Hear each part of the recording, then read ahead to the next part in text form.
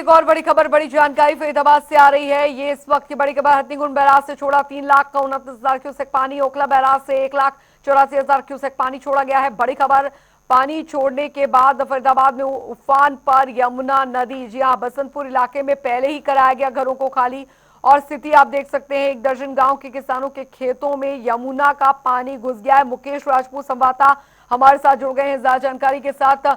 मुकेश, लगातार बैराज से पानी जो है वो छोड़ा जा रहा है और फरीदाबाद में हम देख पा रहे हैं किसानों का जो पूरी फसल है वो जलमग्न हो गई है। यमुना का जलस्तर लगातार बढ़ रहा है। देखिए अंजलि, बिल्कुल जिस तरीके से पहाड़ी क्षेत्रों में और मैदानी क्षेत्रों में लगातार जिस तरीके से बारिश हो रही है, तो उसके चलते कहीं ना कहीं जलस्तर बढ़ रहा है। और हथनीकुंड बैराज की अगर बात की जाए तो वहां से लगभग 3,29,000 जो है वो क्यूसेक पानी छोड़ा गया था, जिसका असर हम फरीदाबाद में भी देखने को जो है वो मिल रहा है। ओखला बैराज से फरीदाबाद की सीमा में छोड़े गए 1,84,000 क्यूसेक पानी को जो है वो वहां पर छोड़ा गया है, जिसके चलते बीते दिन अगर देखें तो कहीं ना कहीं पानी की जो लेवल था वो काफी कम था। परंतु अब अगर बात करें, क्योंकि आज सुबह 10 बजे की जो अपडेट है वो ये है कि 1,84,000 क्यूसेक पानी जो है वो ओखला बैराज से फरीदाबाद की सीमा में छोड़ा गया है, जिसके चलते लगातार जो जलस्तर है वो कहीं ना कहीं बढ़ता जा रहा है। और ऐसे में जो है वो अब तक जो है वो यमुना से जो लगते हुए इलाके हैं, काफी हद तक इलाकों में जो है वो जल भराव की स्थिति जो है वो यहाँ पर बाढ़ जैसी स्थिति जो है वो देखने को मिल रही है।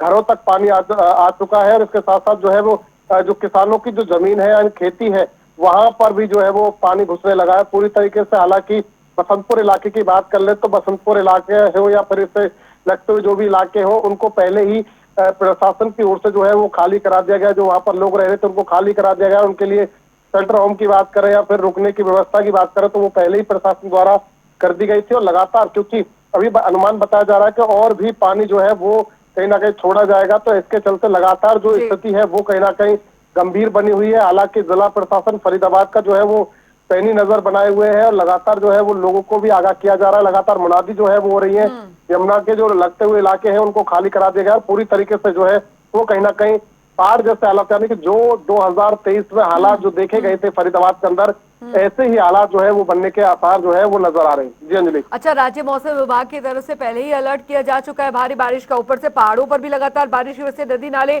पूरी तरीके से उफान पर है।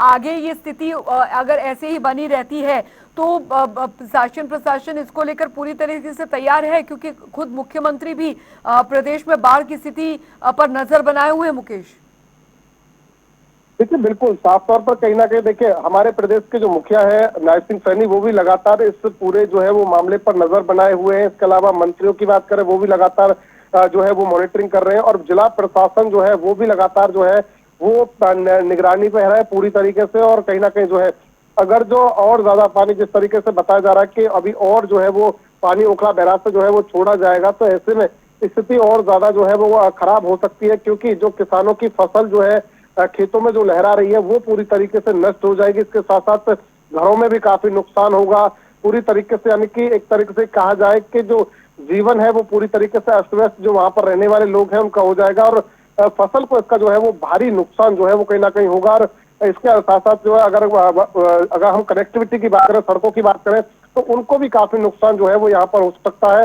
हालांकि प्रशासन की यही अभी जो है वो प्रथम जो है वो कहीं ना कहीं कार्य है कि किसी को जो है वो जान मान की हानि जो है वो ना हो। इसके चलते जो है वो इलाके जो जमुना से लगते हुए हैं उनको जो है वो खाली करा दिया गया है। और साफ तौर पर कहीं ना कहीं ये कोशिश की जा रही है कि जल्द से जल्द जो है ये पानी कैसे भी यहाँ से जो है वो यहाँ से निकल जाए, ताकि फरीदाबाद के लोगों को राहत मिले। जी चलिए, बहुत बहुत शुक्रिया मुकेश राजपूत इस तमाम जानकारी के लिए।